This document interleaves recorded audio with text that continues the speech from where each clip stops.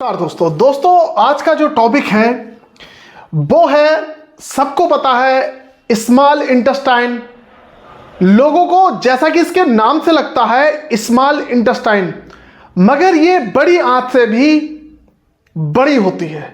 इसका नाम जरूर स्मॉल इंटेस्टाइन है मगर ये बड़ी आंत से भी बड़ी है। दोस्तों लगभग 7.5 मीटर की ये होती है। ये जो मीटर है 7.5 मीटर की होती है आंत पूरी, लगभग 25 फीट की। तो समझ लो आप 7.5 मीटर और 25 फीट कितने से हमारे में आ गया। तो भाई साहब मैं इसकी आज डिसऑर्डर पढ़ाऊंगा, इसमें कौन कौन सी बीमारियां होती हैं स्मॉल इंटेस्टाइन में, वो आप लोग जान लो। और आपके लिए एक बहुत ही अच्छा सुनहरा मौका है, हमारी वीडियो को लाइक करो, क्योंकि दोस्तों बहुत कम लोगों को पता होता है कि हमारे शरीर में कहां कौन सी बीमारी होती है। मैं इन्हीं सब बीमारियों के बारे में, अभी डाइजेस्टिव सिस्टम पूरा चल रहा है और मैं ऐसे ही सारी बीमारियों के बारे में आपको अवगत कराता रहूंगा धीरे धीरे।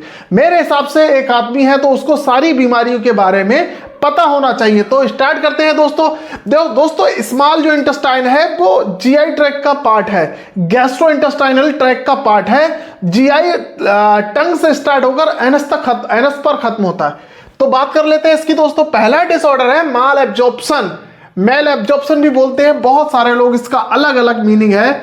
तो माल एब्जॉर्प्शन बोल लो चाहे मेल एब्जॉर्प्शन बोल लो। Malabsorption means malabsorption is the failure of absorption such as the protein, carbohydrate, fat, vitamins. दोस्तों इसका अर्थ यह होता है जब हमारी आंत फैट, विटामिन्स, कार्बोहाइड्रेट, मिनरल्स का एब्जॉर्प्शन कम कर देती है, और जब हम कोई खाना खाते हैं उसमें ही ये सारी चीजें पाई जाती हैं। जब उनको हमारी आंत एब्जॉर्ब ही नहीं करेगी तो जाहिर सी बात है मेल एब्जॉर्प्शन हो जाएगा, हमारा वजन घटने लगेगा। तो यही होता है मेल एब्जॉर्प्शन। सही से आंत का पाचन ना होना, उसमें जो खाने में हमारे न्यूट्रिएंट्स हैं उनको सही से अपने अंदर एब्जॉर्ब नहीं करना, एब्जॉर्ब करने के बाद ब्लड में नहीं जाएंगे तो कहां से हो जाएगा। तो भाई साहब ये अफेक्ट करेगी ग्रोथ को ऑफ द बॉडी। जब ये सारे मिनरल्स, विटामिन्स एब्जॉर्ब नहीं करेंगे तो हमारी बॉडी जाहिर सी बात है डिफेक्ट होगी, वेट लॉस होगा। दूसरा है मेल एब्जॉर्प्शन सिंड्रोम। सेम ही है दोस्तों ये। Malabsorption syndrome is the digestion absorption in the small intestine. इसमें क्या होता है दोस्तों, इसमें डाइजेशन भी बहुत ही खराब हो जाता है और एब्जॉर्प्शन फेल हो जाता है। समझ लो बिल्कुल भी डाइजेशन नहीं होगा, और जब डाइजेशन नहीं होगा तो एब्जॉर्प्शन नहीं होगा, जाहिर सी बात है। तो दोस्तों नेक्स्ट है क्रॉन्स डिजीज, या बोलते हैं इसको एंट्राइटिस बोलते हैं। तो enteritis is the inflammation of bowel disease characterised by inflammation of small intestine. जो एंट्राइटिस होती है वो इन्फ्लेम्ड कर देती है वॉवल, मतलब पूरे इन्फ्लेम्ड कर देती है वॉवेल को हमारी, और जिससे क्या होता है the inflammation cause malabsorption and diarrhoea. जब हमारी स्मॉल इंटेस्टाइन में इन्फ्लामेशन हो जाएगी तो खाना जैसा खाओगे आप वैसा निकल जाएगा, क्योंकि पाचन क्रिया हमारी सही से नहीं है, अंदर कुछ एब्जॉर्ब ही नहीं करेगी इंटेस्टाइन, तो मेल एब्जॉर्प्शन होगा और डायरिया बिल्कुल बॉडी मोशन की तरह निकल जाएगा। कॉजेस क्या होते हैं दोस्तों, या तो abnormality of the immune system react virus and bacteria. अगर हमारी इम्यून सिस्टम सही से काम नहीं करेगा तो कोई भी बैक्टीरिया और वायरस हमारी बॉडी को अफेक्ट करेगा। हम हाथों के थ्रू बैक्टीरिया हमारे मुंह में जाएगा और वो हमारी इंटेस्टाइन में इन्फ्लामेशन करेगा। समझ गया दोस्तों, इन्फ्लामेशन करेगा, और हमारी इम्यूनिटी अगर नहीं अच्छी होगी तो जाहिर सी बात है हमारे अंदर बैक्टीरिया वायरस से लड़ने की क्षमता नहीं होती है, तभी कोई डिजीज हम पर हावी होता है। तो ये तो हो गया ये।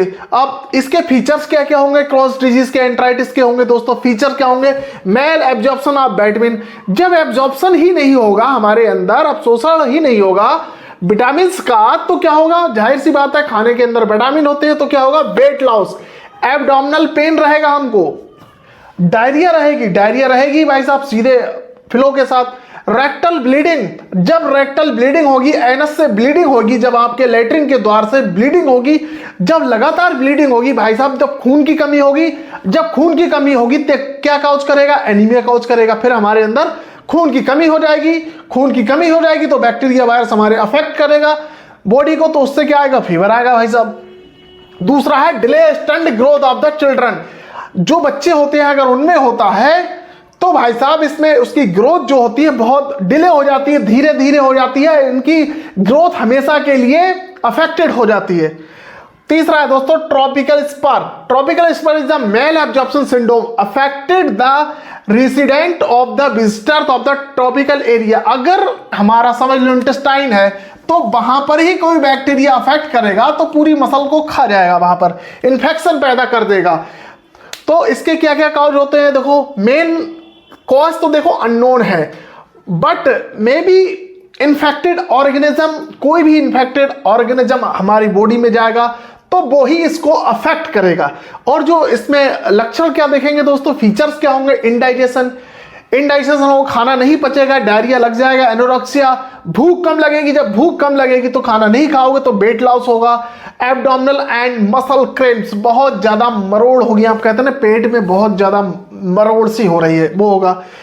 नेक्स्ट है स्टेटेरिया, कल मैंने आपको पढ़ा दिया था ये, तो मैं आपको बताऊं इसमें क्या होता है। इसमें फैट इन स्टूल, हमारे लेटरिन में फैट बहुत ज्यादा होता है। क्यों फैट ज्यादा, क्योंकि एब्जॉर्प्शन हो ही नहीं पाता है। पैंक्रियाटिक जल, कल मैंने पैंक्रियाट पढ़ाया था, उसमें आपको पूरी डिटेल मिल जाएगी इसकी। तो पैंक्रियाटिक लाइपेज जिसमें डिक्रीज हो जाता है, लाइपेज होता ही नहीं है, तो क्या होगा, इसमें मेल एब्जॉर्प्शन फैट का होगा। जब हमारी इंटेस्टाइन फैट को एब्जॉर्ब ही नहीं करेगी तो इसको थ्रो स्टूल के बाहर निकाल देगी, लेटरिन के थ्रू बाहर निकाल देगी। नेक्स्ट है coeliac disease. Coeliac disease autoimmune disorder corrected by the damage of mucosa and atrophy of villi. जो दोस्तों ये ऑटो इम्यून डिजीज है, ये क्या करेगा, डैमेज कर देगा, जो सेल्स होती है इंटेस्टाइन में उनको डैमेज कर देगा और उनका साइज डिक्रीज कर देगा इन स्मॉल इंटेस्टाइन इंपेयर्ड। तो उससे क्या होगा, जब हमारी सेल्स डैमेज हो जाएंगी, विलाई डैमेज हो जाएगी, तो उससे क्या होगा भाई साहब, इंपेयर्ड डाइजेशन, डाइजेशन सही नहीं रहेगा और एब्जॉर्प्शन सही नहीं रहेगा। तो इससे इसके क्या कॉज होते हैं दोस्तों, इसका कोई ऐसा स्पेसिफिक कॉज नहीं है।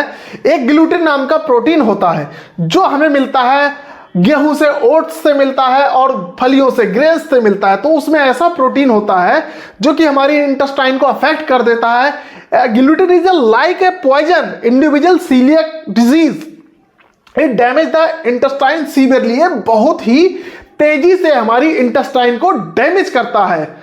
और इससे क्या फीचर्स होंगे भाई साहब, फीचर्स इन सारों के सेम ही होते हैं। स्टेटेरिया हो जाएगा, डायरिया हो जाएगा और एब्डोमिनल पेन हो जाएगा। Abdominal pain, weight loss, irritability, depression, आपको बहुत ज्यादा चिड़चिड़ाहट होगी, कुछ अच्छा नहीं लगेगा तो आप डिप्रेशन में चले जाओगे, जाहिर सी बात है। तो दोस्तों अभी डाइजेस्टिव सिस्टम चल रहा है, डाइजेस्टिव सिस्टम की सिर्फ और सिर्फ जितने भी ऑर्गन होते हैं उसका डिसऑर्डर चल रहा है। जितने भी ऑर्गन होते हैं उनकी कौन कौन सी बीमारियां होती है, हर ऑर्गन की मैं इंडिविजुअली एक एक बीमारी बता रहा हूं। इसके बाद मैं आपको इनके वर्क बताऊंगा और एनाटॉमी बताऊंगा। अभी बस मैं ये बता रहा हूं, ये टॉपिक खत्म होते ही डाइजेस्टिव सिस्टम, पहले इसका हम ट्रीटमेंट भी बताएंगे। बाकी मिलते हैं नेक्स्ट वीडियो में। जय हिंद।